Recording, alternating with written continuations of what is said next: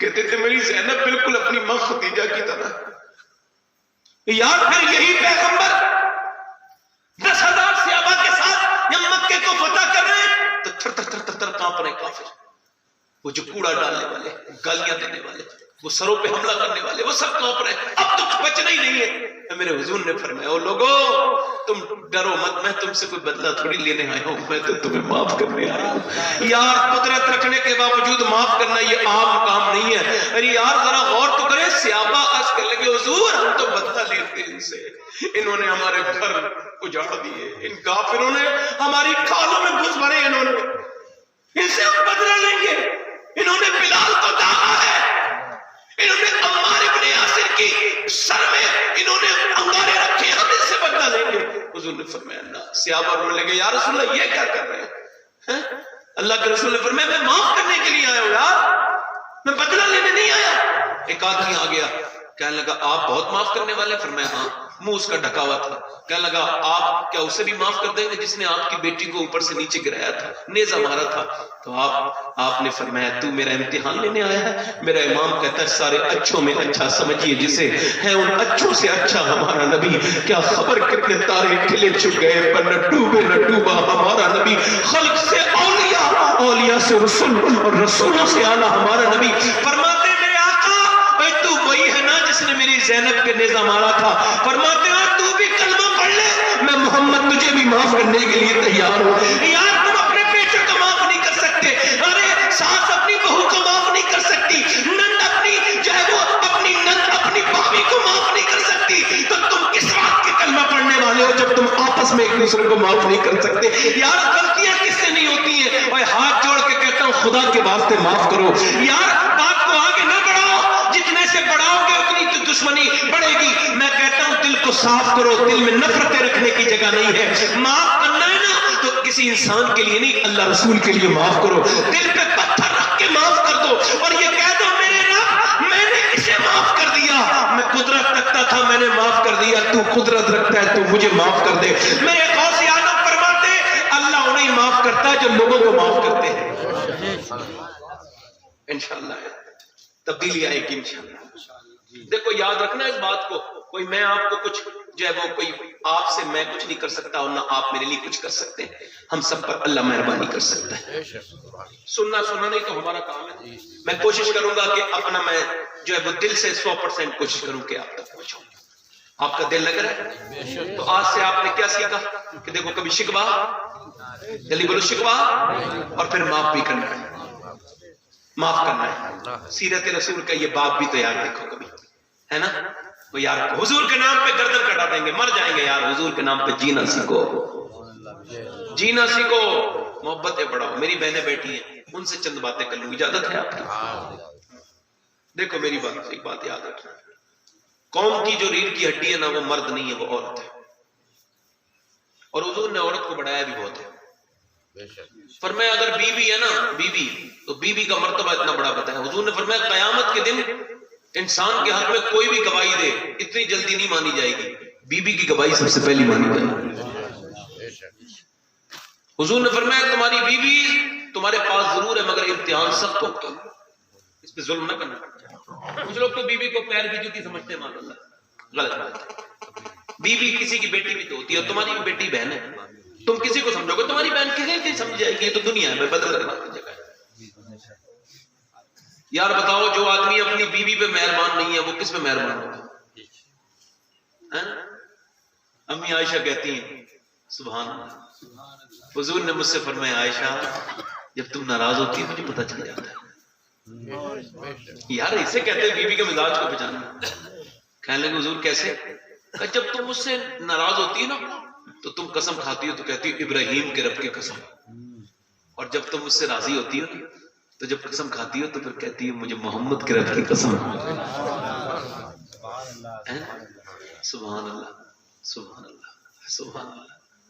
یار حضور جو ہے نا، ایک صحابی کہتے ہیں میں نے حضور سے بڑی لمبی شکایت لگائی اپنی بیوی کی، اور حضور بھی بیٹھ گیا تو سنا یار کتنی لمبی سنانی یہ اور وہ دنیا بھر کی. کہتے لمبی داستان سننے کے بعد حضور نے ایک ہی جملہ کہا تو نے اتنی برائیاں بیان کی اپنی بیوی میں کہ اس کے اندر کوئی اچھائی نہیں ہے؟ کہتے ہیں میرا وجود ہل گیا. فرمایا حضور اچھائیاں ہیں اس کے اندر. کیا اچھائی ہے؟ کہ حضور پردے میں رہتی ہے اور میرے پیچھے کوئی میرے کمرے میں پھٹک نہیں سکتا, قدم نہیں رکھ سکتا. حضور نے فرمایا دونوں جو اچھی باتیں تیری بیوی کے اندر موجود ہیں. انسان کی طلاق اس دن شروع ہو جاتی ہے جس دن وہ اپنی بیوی کی شکایت دوسروں سے کرتا پھرتا ہے. لکھ لیجئے اس بات کو, تجربے کی بات کر رہا ہوں. جو اپنی بیوی کی شکایتیں دوسرے لوگوں سے کر رہا ہے اس کی ان قریب طلاق ہونی ہے.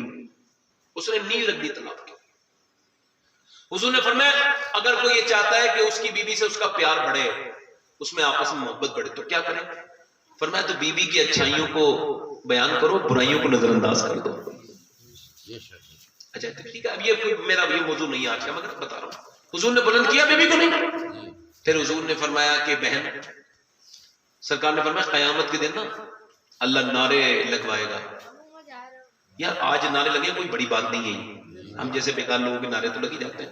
قیامت کے دن نفس نفسی کا عالم ہوگا.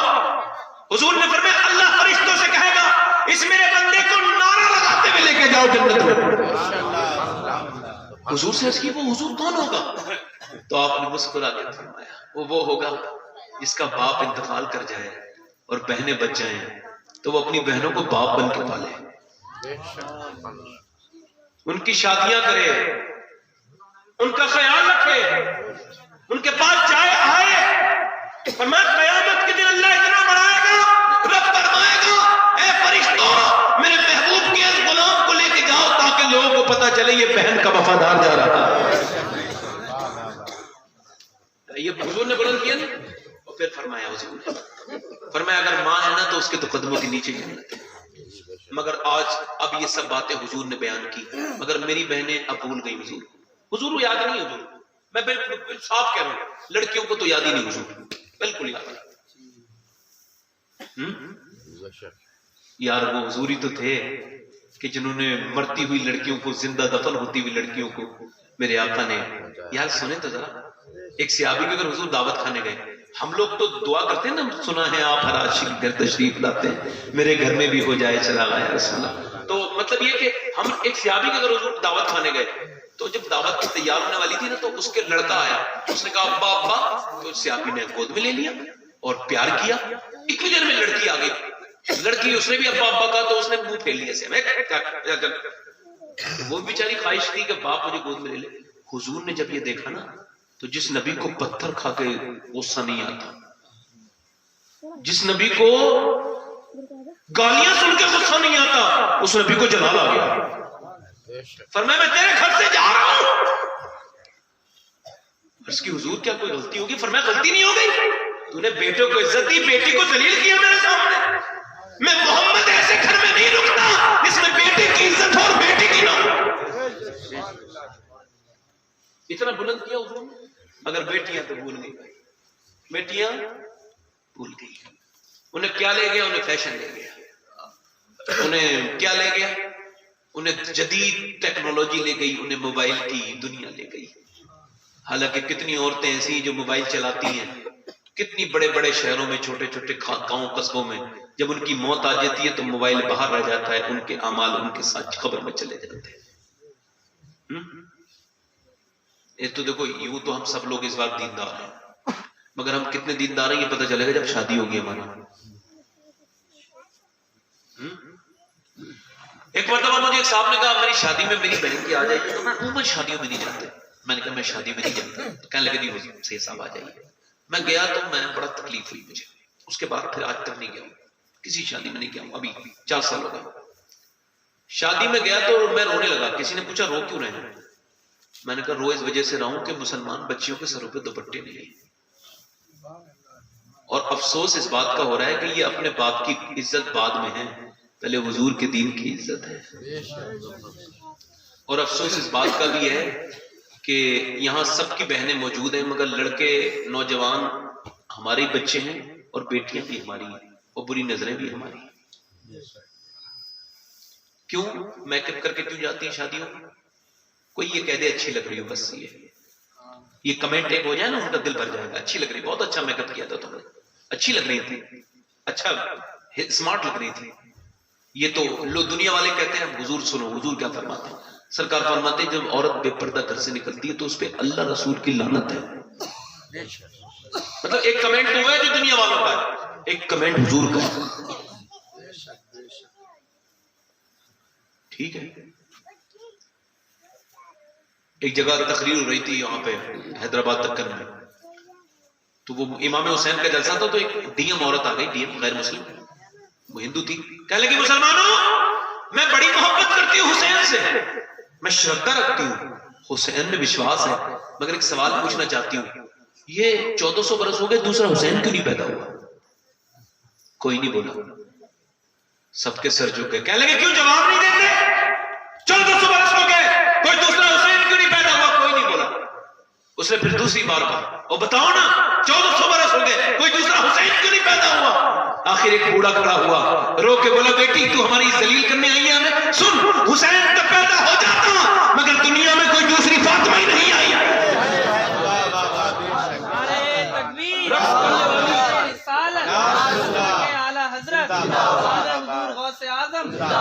رقص کرنے والی بیٹیاں گھروں میں آ گئی ہیں. اب تم یہاں شادیوں میں ٹھمکے لگتے ہیں معاذ اللہ. اب وہ کہا جاتا ہے کہ ناچ لو. یار اس وقت تیرے باپ کو تکلیف نہیں ہو رہی مگر تیری اس حرکت سے میرے حضور کو بہت تکلیف ہو رہی ہے، میرے سرکار کو بہت تکلیف ہو رہی ہے. میری بہن اچھا دیکھیں شادیوں میں کتنے کپڑے بنتے ہیں، ایک دلہن کو 10-15 جوڑی تو کپڑے بن جاتے ہیں نا، وہ بھی بڑے مہنگے مہنگے کپڑے، مگر پھر بھی ایک جوڑی کپڑے، میں کہتا ہوں 50 جوڑی بنے، مگر افسوس یہ ایک جوڑی کپڑے ایسے نہیں ہوتے جس سے رب رسول راضی ہو جائے. ایک جوڑی کپڑے ایسے نہیں ہوتے جس سے نماز پڑھ لے. کسی کی آستین کٹی ہوئی، کسی کا جو ہے کپڑے جو گلا بڑا ہے، کسی کا یہ بڑا ہے، کوئی کپڑے تنگ بہت ہے معاذ اللہ، مگر یہ سب کپڑے اور اللہ رسول کے سامنے نماز پڑھنے کے لیے وہی پرانا دوپٹہ ایک رکھا ہے، اسے جو ہے سفید کو دھو کے اسی پہن لیا. یار ایسے کپڑے کیوں پہنتی ہو جس کے اللہ کے سامنے جس کے سامنے کھڑا ہونا پڑے؟ تم خود بھی جانتی ہو یہ خراب کام ہے. ارے تمہیں پتا ہے نا یہ آدھی آستین سے نماز نہیں ہوتی، تبھی تو تم دوسرے کپڑے پہنتی ہو. آؤ ایک تم ہو جو تمہارے پاس اتنے کپڑے ہیں، تم دلہن بنتی ہو، اور تمہاری اور میری اوقات کیا ہے؟ کسی کی اوقات کیا ہے یار؟ مگر حضور کی بیٹی جب دلہن بنی، مولا علی کہتے ہیں جب میں اپنے حجرے میں گیا نا تو میں رونے لگا. یار کوئی دولہا روتا ہے شادی والے پہلے دن؟ میں کہنے میں رونے لگا. تو کسی نے پوچھا کیوں رو رہے تھے؟ کہ رو اس وجہ سے رہا تھا کہ تمام دنیا کی لڑکیوں کو دیکھا تھا، دلہن بنتی تھی تو اچھے کپڑے بنتے تھے. حضور کی بیٹی جب دلہن بنی تھی نا تو سیدہ فاطمہ کی چادر میں جس میں دلہن بن کے آئی تھی 17 پیمت لگ رہے تھے. میں رونے لگا تو فاطمہ نے کہا رو کیوں رہے؟ تو میں نے کہا فاطمہ ہر عورت کو ارمان ہوتا ہے کہ اس کا ارمان نکلے شادی والے دن. تیرے صبر پہ میں قربان جاؤں کہ تو دلہن بھی بنی ہے شادی والے دن بھی تو 17 پیمت کی چادر اوڑے ہوئے. تو فاطمہ نے کہا تھا میرے ابا نے کہا تھا اے میرے سرتاج کہ اصل پردہ جو ہے نا وہ کپڑے میں نہیں ہے، اصل پردہ جو ہے نا وہ نیت میں ہے. آپ دیکھیں میں بے پردہ تو نہیں ہوں. اور بچیاں یار انگریز کی طرف چلی گئی، ہماری بچیاں تھرک رہی ہیں، ناچ رہی ہیں، انہیں ناچنا سکھایا جا رہا ہے معاذ اللہ، انہیں انگریزی کپڑے پہنائے جا رہے ہیں بیٹیوں کو، میری بہنوں کو. یار ایک حضور کی بیٹی سیدہ فاطمہ الزہرا ہے. میں آپ کے سامنے روایت کرتا ہوں. حضرت امی عائشہ کہتی ہیں حضور کی بیٹی سیدہ فاطمہ آ رہی تھی، کہہ رہی جیسی آئی نا میں نے کہا حضور بیٹی آ گئی. تو بیٹی ابھی حضور کھڑے ہوئے، میری بیٹی فاطمہ آ گئی، آج آؤ میری بیٹی چادر بچھائی، آؤ میری بیٹی بیٹھ بٹھا دی. تو وہ حضور کی بیٹی آئی نا تو وہ چادر میں ایسے کر کے کچھ بندہ تھا ایسے کر کے. تو کہا بیٹی کچھ لائی ہو؟ کہا ہاں ابا. ایسے کھولا، ابا روٹی ہے. تو حضور نے ایک روٹی لی اور اس میں سے لقمہ منہ میں رکھا، جیسی رکھا نا آنکھوں سے بے شمار آنسو. اے فاطمہ پوچھے ابا پھر روتے کیوں ہیں آپ؟ فاطمہ بات یہ تیرے باپ نے 5 دن کے بعد پہلا لقمہ پیٹ میں گیا. اچھا اور پھر بیٹی تو بیٹی ہے نا. ہاں ابا آپ کھا لیجئے، میرے گھر میں بھی 5 دن سے کچھ نہیں تھا، علی آج ہی جو لائے تو میں نے پہلے چکی چلائی اور چکی چلانے کے بعد حسن حسین کو کھلا دیا کھانا، علی کو بھی کھلا دیا.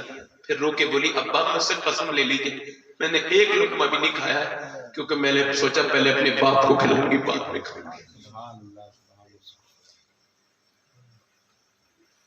میری بیٹیوں تم چاہو تو تمہاری گودوں سے نیک بچے آ سکتے ہیں.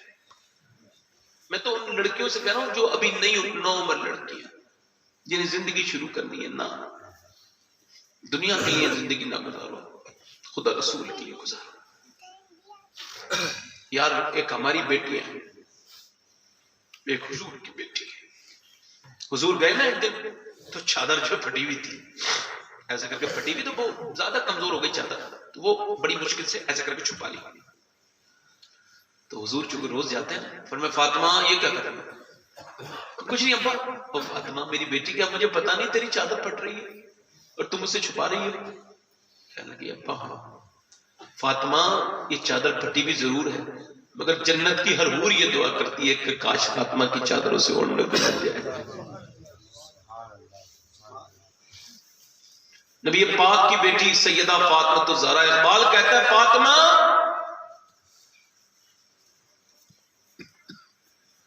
اللہ، اقبال کہتا ہے فاطمہ مجھے خدا کے فرمان اور آپ کے ابا کے فرمان کا پاس ہے، ورنہ اقبال جو ہے نا وہ کعبے کی طرف سجدہ نہیں کرتا، تیری قبر کو قبلہ بنا کے سجدہ کرتا. آؤ سلام کرے اس کے آستانے کو، حسین پال کے جس نے دیا زمانے کو. کہ یار کیسے نبی کی بیٹی پیدل چلتی ہے، کیسے تکلیفوں میں چلتی ہیں. امام حسن کہتے ہیں 17 دن میرے گھر میں چولہا نہیں جلتا تھا، میں نے اپنی ماں کو دیکھا راتوں کو جو ہے نا. یار ایک آپ ہے اور ایک ہم ہے، غور کرو آپ، حضور کی بیٹی کے ہاتھوں پہ وہ ہے چھالے، کیا ہو گئے؟ اپنی بیٹیوں کی باتیں کرنے والوں آپ نہ کرنا. تمہاری بیٹی کو تکلیف ہوگی مگر اتنی تو تکلیف نہیں اس کے ہاتھوں پہ چھالے تو نہیں پڑے. مگر بچیاں کیا جواب دیں گی؟ انشاءاللہ الرحمن پھر کبھی ملاقات ہوگی اس سلسلے میں، اس پہ اسی پردے کے ٹاپک پر اور گفتگو ہو جائے گی. مگر آج اتنی بات کر کے جاتا ہوں کہ میری بہنوں بچپن سے اپنی بچیوں کی عادت ڈالو. حضور کی نواسی کا نام ہے سیدہ زینب، اور وہ چھوٹی سی ہیں. ہماری بچی تھرکتی ہم کچھ نہیں کہتے، ہماری بچی انگریز کپڑے پہنتے کچھ نہیں کہتے، اور حضور کی بیٹی نواسی سر پہ دوپٹہ رکھ کے قرآن پڑھ رہی ہے. قرآن پڑھتے پڑھتے 6 سال کی بچی پہ پردہ کوئی فرق نہیں ہے تو سر پہ دوپٹہ نیچے گر گیا، اور گرتے ہوئے دیکھا تو سیدہ فاطمہ آئی، سر پہ دوپٹہ رکھا. زینب تو نے یہ کیا کیا؟ سر پہ دوپٹہ رکھ دیا. تو سیدہ زینب کہنے لگی امی آپ نے سر پہ دوپٹہ کیوں رکھا؟ کہ اس وجہ سے نانا ناراض ہو جاتے ہیں اس لڑکی سے جو سر پہ دوپٹہ نہیں رکھتی. یہ کہہ کے سیدہ فاطمہ چلی گئی، دیٹس آل، بات ختم ہو گئی. مگر نہیں، سیدہ زینب رونے لگی. سیدہ فاطمہ نے پوچھا روتی کیوں ہے؟ اب تو سب ڈھک لیا نا تم نے، اب روتی کیوں؟ 6 سال کی زینب نے معلوم کیا کہا؟ امی جان نانا سے کہہ دینا ایک بار معاف کر دے، اگلی بار زینب اپنی گردن تو کٹا دے گی مگر سر پہ سے دوپٹہ نہیں ہٹائے گی. اور دیکھو یہ گناہ یہی رہ جائیں گے، یہ بے پردگی کے ساتھ گزرنا یہ سب یہی رہ جائے گا، اور وہ جو گناہ ہے نا وہی رہ جائے گا، اور یہ حسن برباد ہو جائے گا. ابھی کچھ دنوں پہلے بڑی حسین لڑکی کا انتقال ہو گیا، لاش نہیں ملی، 10 دن کے بعد ملی ایک جنگل میں. تو جس سے اس کی شادی ہونے والی تھی نا لڑکی کی، وہ گیا تو اس نے منہ پہ ایسے ہاتھ کیا، اتنی بدبو آ رہی تھی، کیڑے بڑے بڑے نکل رہے تھے، خوبصورت جسم پھٹ چکا تھا، آنکھوں میں کیڑے تھے، منہ پھٹ چکا تھا، سب حسن برباد ہو گیا. بڑا تکبر تھا، کتنی عورتوں کو یہ گمان تھا کہ ہم مریں گے ہی نہیں، ایسے ہی چلتے رہیں گے. اچانک موتیں آئیں اور پھر قبروں میں چلی گئیں. چھپکلیوں سے ڈرنے والی افسوس ہے کہ اللہ کے عذاب سے نہیں ڈرتی. انہیں قبر کا ڈر، سوچیں وہ گزاریں گی کیسے، کس بھروسے پہ گناہ کر رہی ہیں. یہ جو سر پہ دوپٹہ رکھتی کیوں نہیں رکھتی، انہیں پتہ نہیں ہے. یار ذرا غور تو کریں، اللہ کتنا راضی ہوتا ہے. یہ حال اس کا ہی ہو گیا.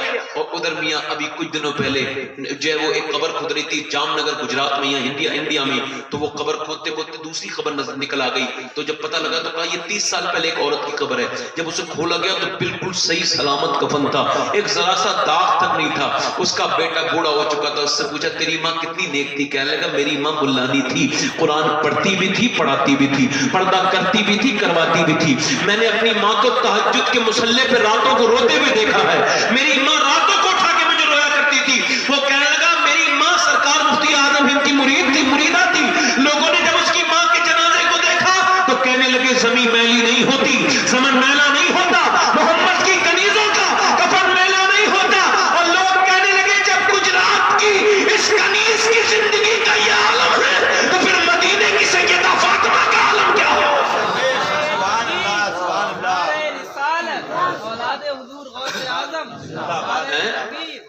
یار وہ پہلے کی عورتیں نہیں دیکھی، جیسے اذان ہوا نا ہم دیکھتے تھے، اذان ہوا مغرب میں اگر ذرا سا دوپٹہ پر ڈالا ہوا تو سر ڈھک لیا. یہ کتنا اچھا طریقہ تھا. ہم تو دوپٹہ سبھی اوڑھ رہی ہیں، ہم تو دوپٹہ سبھی اوڑھ رہی ہیں. نہیں بات سن لو چچا میری، میں آپ سے چھوٹا ہوں علم میں بھی کم ہوں مگر میں سنا رہا ہوں تو میری سننا. ادھر دیکھو, نہیں کوئی بات نہیں, بڑے بزرگ ہیں, محبت میں کہہ دیا ہوں, ادھر دیکھیں, ادھر دیکھیں. تو اچھا یہ دیکھیں, وہ بچے ہوتے ہیں, بچے اگر ماں جو ہے نا ایسے کر کے حضور کے نام پہ چومے نا, ایسے کر کے حضور کا نام چومے, تو ماں اگر چوم لے تو بچے کی عادت پڑ جاتی ہے. اور جیسے سر پہ دوپٹہ رکھے تو وہ لڑکی بھی دیکھتی ہے نا, بالکل میری امی رکھ رہی ہے تو وہ بھی رکھ لیتی ہے. ہاں, وہ کچھ عورتیں بیچاری تکبر میں آ جاتی ہیں, غرور میں, بڑے بھائی کی بیٹی ہو, میرا بھائی بڑا کماتا ہے, ہم کیوں پردہ کریں, پردہ تو عام لوگ کرتے ہیں نا, چھوٹے موٹے لوگ کرتے ہیں پردہ, تھرڈ کلاس لوگ ہیں, تیری اوقات کیا تھرڈ کلاس میں, بتاتا ہوں تجھے. سن, ایک عورت ایسی ہے جس کا آدمی اتنا بڑا مالدار ہے کہ جب سورج نکلتا ہے نا تو وہ سورج سے کہتا ہے, او سورج ذرا تکبر سے نہ نکلنا, تو جہاں سے نکلتا ہے وہ بھی محمد کے غلام کی حکومت ہے, جہاں ڈوبتا ہے وہاں بھی میری حکومت ہے. اتنا مالدار آدمی ہے اس عورت کا, اس کا نام ہے زبیدہ, شوہر کا نام ہے ہارون رشید. زبیدہ مر گئی. زبیدہ کے یہاں اتنی عورتیں تھیں, ہر وقت قرآن کی تلاوت ہوتی تھی اس کی. جب وہ مر گئی نا تو قبر میں پہنچی, تو جب وہ مر گئی تو اس کی سہیلی بھی نیک کی نیکی ہوتی. مرنے کے بعد سہیلی نے خواب میں دیکھ کے پوچھا کیا ہوا, کہا اللہ نے بخش دیا بے حساب. کیسے, کہ جب میں قبر میں پہنچی تو اللہ نے فرمایا زبیدہ یہ بتا, تو اس دن کھانا کھا رہی تھی تو کھانا کھاتے کھاتے تو نے کھانا روک کے کیوں روک دیا تھا؟ تو زبیدہ کہنے لگی رب اس وجہ سے کہ مسجد سے اذان کی آواز آئی, تیرا بڑا نام پکارا گیا تو میں نے کھانا نیچے رکھا, سر ڈھک لیا تیرے نام کے احترام میں. تو اللہ نے فرمایا پھر سن, تو میرے نام کا احترام دے تو پھر میری رحمت کو بھی یہ گوارا نہیں, میں تجھ سے حساب کروں, تجھے بے حساب بخش رہا ہوں. میری بہنیں اپنے آپ کو تبدیل کریں, اور میں اپنے بھائیوں سے بھی کہہ رہا ہوں, یہ میرے آخری الفاظ جو میرے بھائیوں کے لیے ہیں, خاص طور سے ایک لمبا سفر درپیش ہوا آپ تک حاضری کے لیے, اللہ کا شکر. نہیں بول تو رہا ہوں, میں آپ کو ایک بات بتاؤں, دیکھو میں بتاؤں, میری بات ہے نا, میں غوث پاک کے درکار غلام ہوں, وہاں کی باتھ روم اور لیٹرین صاف کی, میں بات شریف کی, یہ میری اوقات ہے, جاتا ہوں. میری قسمت کی قسم کھائیں سگانے بغداد, ہند میں بھی تو رہوں دیتا ہوں, ہند میں بھی رہوں تو دیتا رہوں پہرا تیرا, اللہ اکبر. بس صحیح چور صحیح مجرم و ناکارہ صحیح ہے, وہ کیسا بھی صحیح ہے تو کریمہ تیرا, اے رضا یوں نہ بلک تو نہیں جید تو نہ ہو سید, جید ہر دہر ہے مولا تیرا. مجھ کو رسوا بھی اگر کوئی کہے گا تو یوں ہی, ہاں وہی نام رضا بندہ رسوا تیرا. تو ہماری باتیں تھوڑی سی نا دل پہ لے جائے. دل پہ کیا مطلب کہ بات ہم دل سے بات بتاتے ہیں. میں آپ کو ایک بات بتا رہا ہوں نوجوانوں کو, تمہیں پاکیزگی بتا رہا ہوں, سب سے بڑی پاکیزگی نگاہ کی پاکیزگی, کپڑوں کی پاکیزگی یہ تو غیر مسلموں کے یہاں بھی ہے.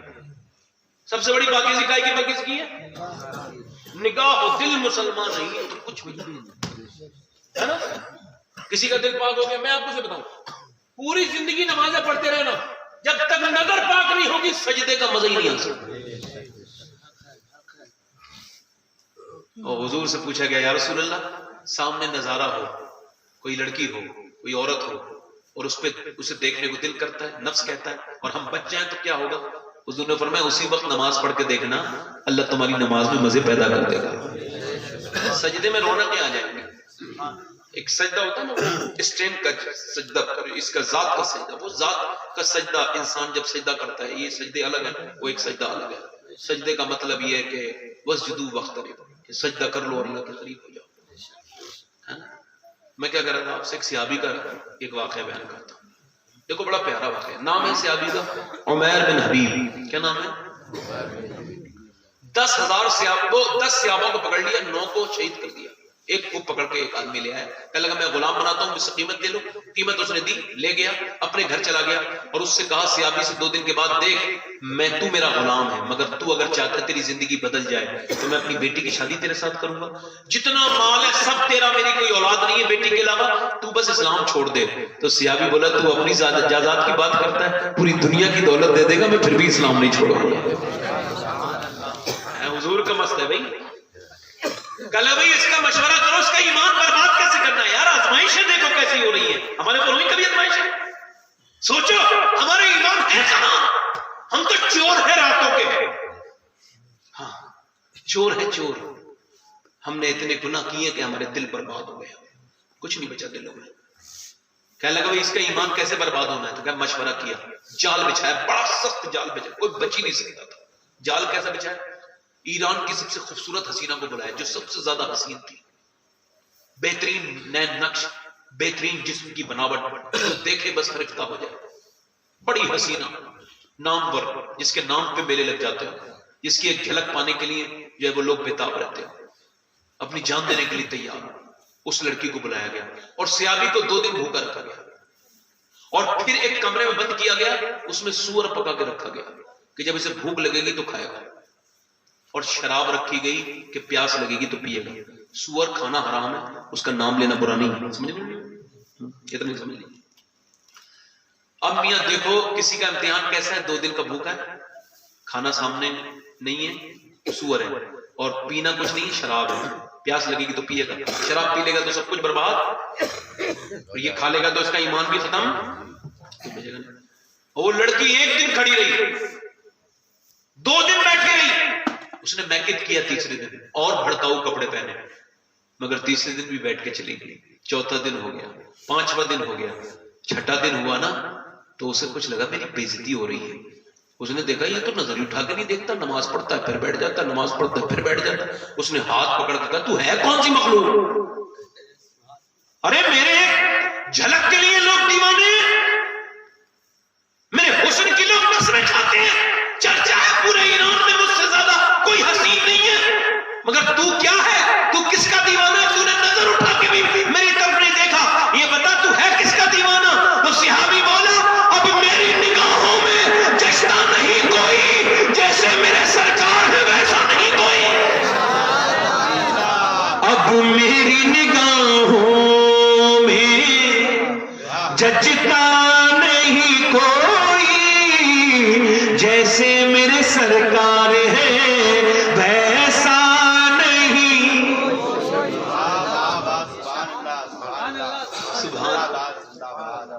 یار وہ عورت بولی اچھا, تو سیابی پھر رو کے بولا او عورت سن, اللہ گواہ بھوکا اتنا ہوں کہ مجھ پہ سور حلال ہو چکا ہے, اور پیاسا اتنا ہوں کہ مجھ پہ شراب بھی حلال ہو چکی ہے, جان بچانے کے لیے رخصت ہے شریعت میں.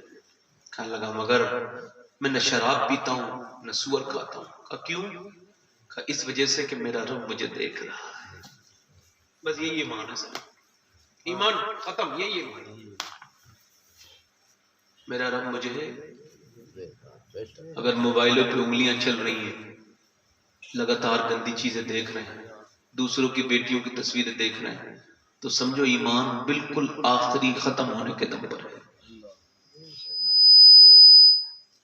پھر اچھی باتیں اثر,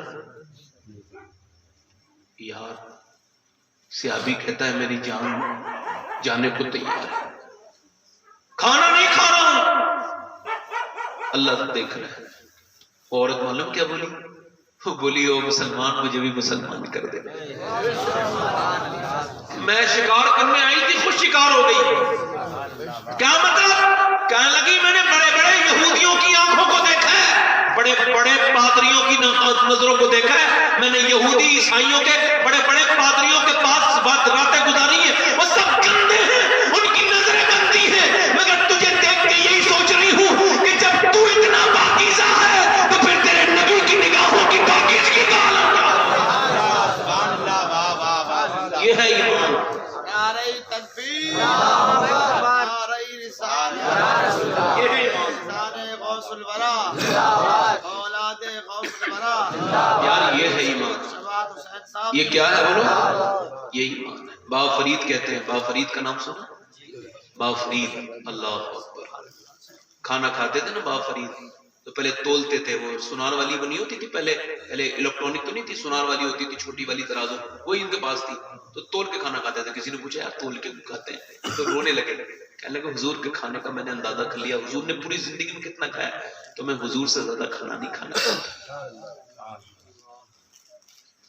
بابا فرید کہتے میرے پیر قطب الدین بختیار کاکی نے مجھ سے کہا ایک جگہ جاؤ, وہاں کچھ اللہ کی نشانی ملے گی, دیکھا. کہتے میں گیا, پہاڑی علاقہ تھا. میں نے کسی نے پوچھا یہاں کوئی نیک ہے؟ کہ لوگوں اوپر پہاڑ پہ رہتا ہے, کوئی نیک آدمی ہے, پتہ نہیں کون ہے, چہرہ بڑا خوبصورت ہے. چہرہ دیکھو تو لگتا ہے دیکھتے ہی جاؤ. کہنے لگے تو پھر وہ اوپر چڑھا. کہنے لگے میں ہانپ گیا, مطلب مجھے جو ہے میرا سانس جو ہے نا چڑھ گیا اوپر چڑھ, تب میں کمزور بھی تھا اور پھر اوپر چڑھا بڑا لمبا جا کے.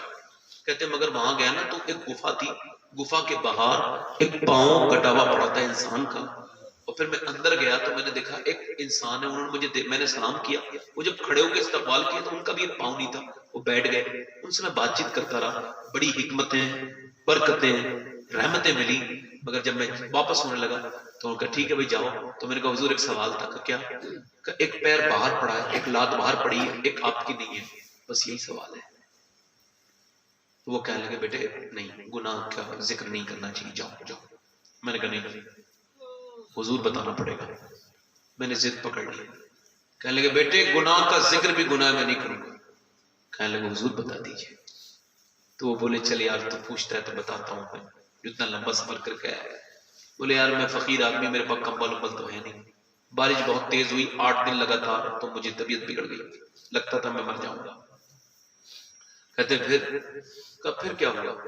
حالات ایسے بن گئے. بابا فرید سے وہ کہنے لگے کہ بارش بہت تیز تھی, میں نے دعا مانگی, بارش خیر ختم ہو گئی. کیا ہو گئی؟ بارش ادھر دیکھیں, بارش ختم ہو گئی. بیٹھے تشریف رکھیے. کہتے ہیں بارش جو ہے نا وہ تھوڑی ہلکی ہو گئی, وہ ختم ہو گئی. کہتے ہیں مگر میری طبیعت بگڑ گئی, اور طبیعت بولی اتنی بگڑی کہ میں بہر آ گیا, تو دھوپ نکلنے لگی. تو کہتے ہیں فرید الدین میں بیٹھ گیا, میں نے کہا دھوپ آئے گی تھوڑا سیکھ جاؤں گا. کہتے ہیں اچانک کیا ہوا کہ ایک لڑکی سامنے سے گزری اور میں آزمائش میں پڑ گیا. بابا فرید فرماتے ہیں کہ جب لڑکی میں نے سامنے, وہ کہتے ہیں بزرگ میں نے دیکھی تو یار فرید میرے آنکھوں پہ اثر کرا اور دل میں اثر ہو گیا. پھر میں نے کیا کیا, اپنا پیر اوپر کو بڑھایا. کہتے ہیں جیسے ہی اپنا پاؤں اوپر کو بڑھایا آگے, ابھی پیر ہوا میں تھا کہ آواز آ گئی, یاری اور محبت دوستی کی باتیں ہمارے ساتھ کرتے ہو اور جاتے کسی اور کو پیچھے ہو. کہتے ہیں یہ پردہ غیب سے میرے رب کی آواز تھی. میں کہنے لگا یار میرے رب مجھے معاف کر دے, میں کتنا دور سمجھتا ہوں اور تو کتنا قریب ہے, کہ میں نے پیر اٹھایا اور تجھے مجھے میرا خیال اتنا ہے کہ تجھے یہ گوارا نہیں ہوا کہ تیرا بندہ پیر آگے اٹھا. مگر میرے رب اب محبت کے بھی کچھ تقاضے ہیں نا, میرے یار اب تو مجھ سے ناراض ہو گیا, تو اب یہ پیر باہر چلا گیا, اب یہ اندر نہیں ہے. کہتے ہیں یار میرے پاس چاقو وغیرہ نہیں تھا, میں نے پتھر اٹھایا. بابا فرید کہتے ہیں وہ کب پتھر اٹھایا, پتھر میں نے جب زور سے مارا تو ایک بار میں میری ٹانگ ٹوٹی نہیں, تو میں بے ہوش ہو گیا. پھر دوسری بار مارا, کہتے جب دوسری بار مارا تو میں بے ہوش پھر ہو گیا اور ٹانگ ٹوٹ گئی. تو پھر میں نے اسی پتھر سے اور زور زور سے مارا اور کہا میرے یار دے میں اسے ہی اکھڑ کر پھینکتا ہوں جو تیرے میرے درمیان آ گئی تھی. کہتے ہیں میں نے اسے توڑا, اس کا خون نکلا اور نسیں وسیں سب بیکار ہو گئی. میں نے اسے پار کو پکڑا اور پھینک دیا, اور میں نے کہا اب تو میرے یار مجھ سے راضی ہو جائے میرے رب.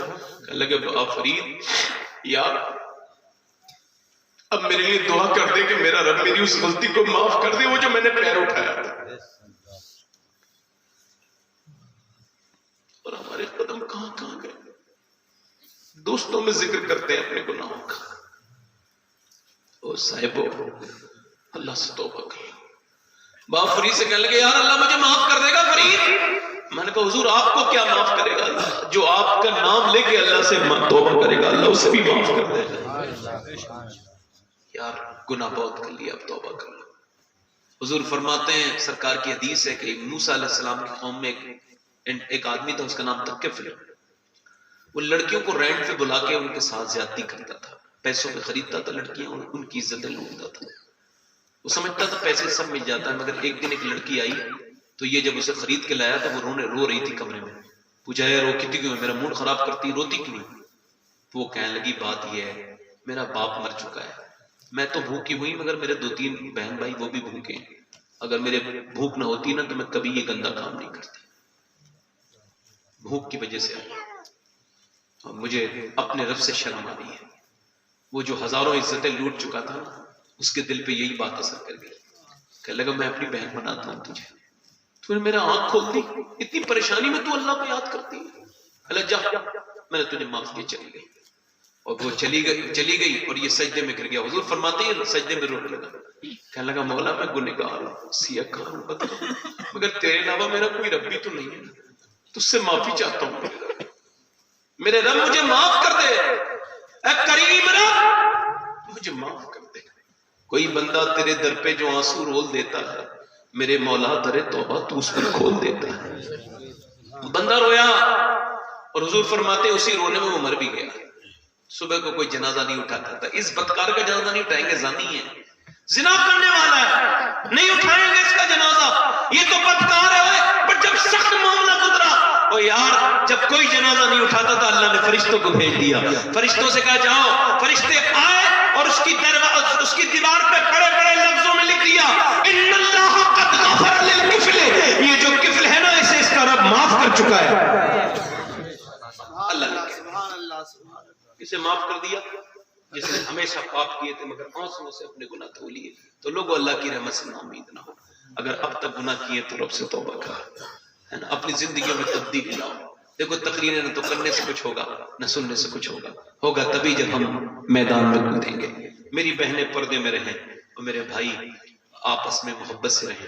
امید کرتا ہوں کہ انشاءاللہ ہم توبہ کریں گے انشاءاللہ. اچھا ایک بات بتاؤں ذرا, چلو میں کوشش کر لیتا ہوں.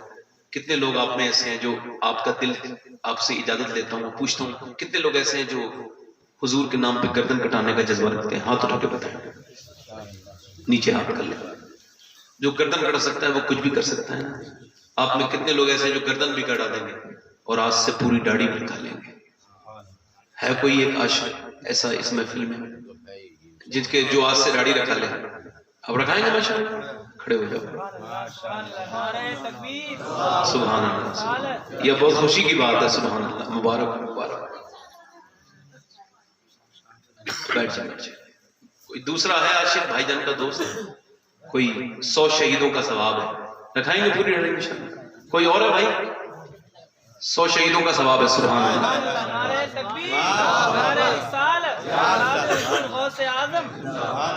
خسروی اچھی لگی نا سربری اچھی لگی, ہم فقیروں کو مدینے کی گلی اچھی لگی.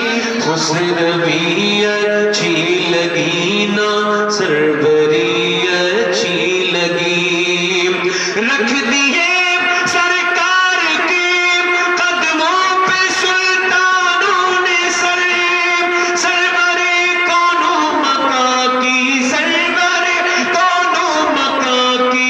سادگی اچھی لگی. خسروی اچھی لگی نا سربری.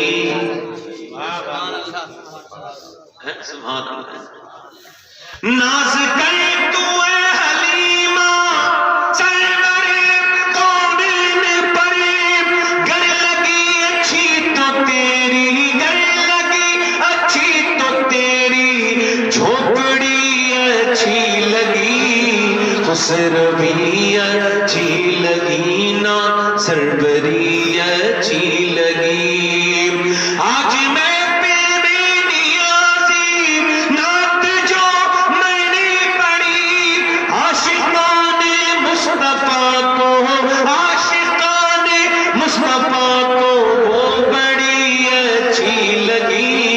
خسروی اچھی لگی نا سربری اچھی لگی. خیر میرا دل خوش ہو گیا آپ لوگوں سے ملاقات کر کے. ایک وعدہ اور کر لیجئے, آج سے اپنے رب کے سامنے جھکنا سیکھ جائیں گے انشاءاللہ. بولو تم دل سے کہو تو میں آپ سے وعدہ کرتا ہوں نمازی بن جاؤ گے. دل سے کہو انشاءاللہ نماز پڑھیں گے انشاءاللہ. کوئی ضرورت نہیں مجھے اپنی خبر میں جانا ہے, زمانے کو نہیں دیکھنا ہے, نماز پڑھنی ہے انشاءاللہ. اپنے گھر میں بہن بیٹیوں کو محبت سے پردے کو بھی کہنا ہے.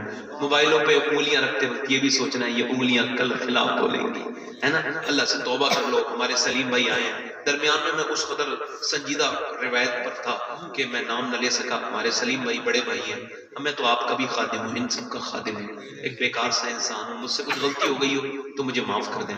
میں توبہ کرتا ہوں, آپ بھی توبہ کریں. استغفر اللہ ربی من کل ذنب و اتوب الیہ. پڑھ لیجیے لا الہ الا اللہ محمد رسول اللہ. میری زندگی کا مقصد تیرے دین کی سرفرازی, میں اسی لیے مسلمان ایسے نمازی. اما علینا الا البلاغ. سلیم بھائی کو سن لیجیے. نہیں صابر پھر پڑھ دیں گے. اچھا دو شعر پڑھ دیتا ہوں, دل لگا کے کہہ دیں سبحان اللہ. کیا کروں گا لے کے جنت, کیا کروں گا لے کے جنت, میرے صابر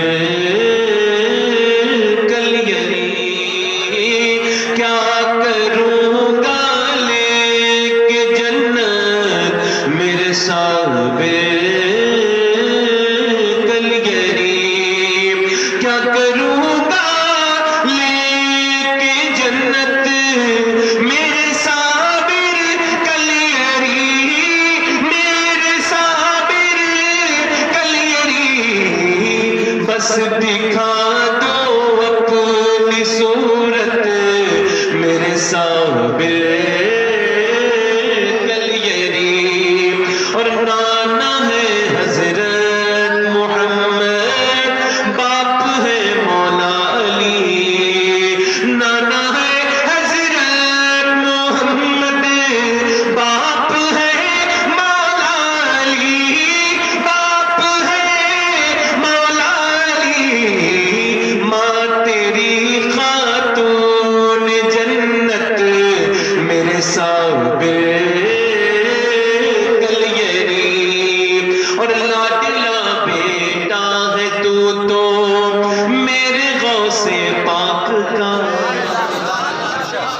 غوث پاک کے بیٹے کا نام عبد الوہاب, غوث پاک کے پوتے کا نام عبد الرحیم, اور ان کے بیٹے کا نام علاء الدین علی احمد صابر کلیری. غریب نواز کے روحانی بیٹے کا نام قطب الدین, اور غریب نواز کے روحانی پوتے کا نام فرید الدین, اور فرید الدین کے روحانی بیٹے کا نام صابر علاء الدین. یعنی غوث پاک کی طرف سے بھی پوتے ہیں, خواجہ صاحب کی طرف سے بھی پوتے ہیں. لاڈلا بیٹا ہے تو میرے غوث پاک کا, میرے غوث پاک کا, پر تیری ہے چشتی نسبت. اور سلیم بھائی کی نظر یہ مقطع کرتا ہوں, میں نے کچھ زیادہ ہی طرف سے پڑھ دیا, معاف کر دیجیے گا, کبھی ایسا ہوتا نہیں. مقطع جو ہے آمین کہہ دیجیے کہ قبول ہو جائے. حشر کے دن سوئے جنت آپ کے پیچھے رہے, حشر کے دن سوئے جنت آپ کے پیچھے رہے, آپ کے پیچھے رہے. جب چلے سید شباہت, میرے صابر کلیری.